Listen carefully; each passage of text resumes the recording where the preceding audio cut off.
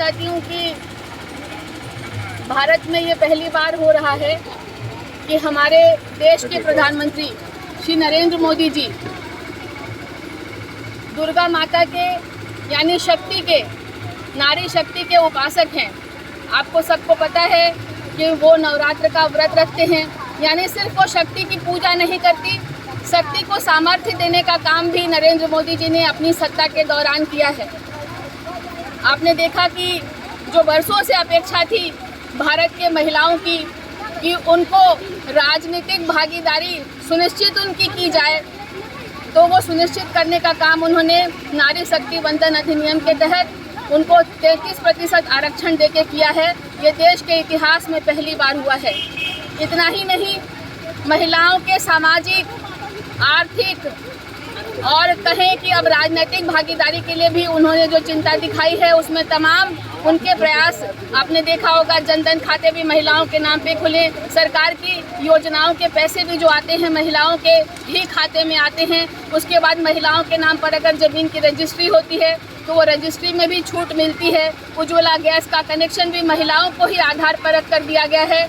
और मैं कहूँ तो तमाम योजनाएं, विधवा पेंशन की योजना है, शौचालय भी महिलाओं की शान के लिए ही बनाए गए हैं। तो तमाम योजनाएं आप कहेंगे तो नरेंद्र मोदी जी ने महिलाओं को केंद्रित रखकर किया है, बनाया है और आगे भी वो महिलाओं की चिंता करते हैं। इसी को देखते हुए महिलाओं की राजनीतिक भागीदारी जिस तरीके से उन्होंने सुनिश्चित की है, उसी पर महिलाओं को और अधिक जानकारी देने के लिए भारतीय जनता पार्टी प्रदेश में जिले जिले में नारी शक्ति वंदन अधिनियम के तहत महिला सम्मेलन का आयोजन कर रही है। और उसी महिला सम्मेलन के तहत आज श्रावस्ती विधानसभा में, जो कि श्रावस्ती लोकसभा का एक हिस्सा है, आप देख रहे हैं यहाँ हजारों की संख्या में महिलाएं यहाँ पर उपस्थित हुई हैं।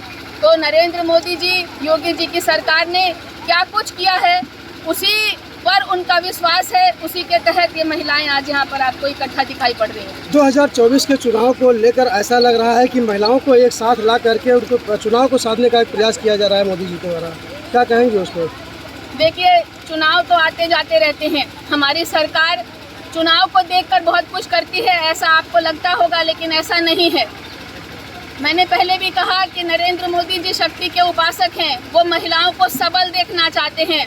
और जैसा कि रामधारी सिंह दिनकर की एक कविता है कि सौभाग्य न सब दिन सोता है, यानी सौभाग्य एक दिन जगता है। तो आज भारत के महिलाओं का सौभाग्य जगा है जब उनको उनकी राजनीतिक भागीदारी को सुनिश्चित किया इस सरकार ने, और सामाजिक, आर्थिक और भी तमाम प्रकार की जितनी भी सहूलतें उनको हो सकती थी वो सरकार लगातार देने का प्रयास कर रही है। वो सब कुछ हो चुका था, यही बाकी था, इसको भी पूरा करके उन्होंने दिखाया है। तो ये सब भारतीय जनता पार्टी से जुड़ी महिलाओं के लिए गर्व का दिन है, ये देश की महिलाओं के लिए गर्व का दिन है। और अब आप देखिएगा, जब उत्तर प्रदेश के विधानसभा चुनाव होंगे तो 400 सीटों में लगभग 125 सीटों से ज़्यादा संख्या पर महिलाएं लड़ेंगी, तब राजनीतिक तस्वीर देश की क्या होगी। क्योंकि आप भी मानते हैं कि महिलाओं के अंदर अधिक बेहतर सुशासन, घर को चलाने की बेहतर क्षमता, समाज को जोड़ने की बेहतर क्षमता, कम भ्रष्टाचार, ये सब कुछ महिलाओं के अंदर देखने को मिलता है। महिलाओं के अंदर तमाम गुण होते हैं जो पुरुषों में देखने को नहीं मिलते। तो मैं मानती हूँ कि जिस तरीके से नरेंद्र मोदी जी ने महिलाओं के हाथों को मजबूत किया है, उन्होंने भारत के विकास का मार्ग जो है बहुत मजबूती से प्रशस्त किया है। आप देखिएगा धीरे धीरे देश की परिस्थितियाँ किस तरीके से बदलेंगी।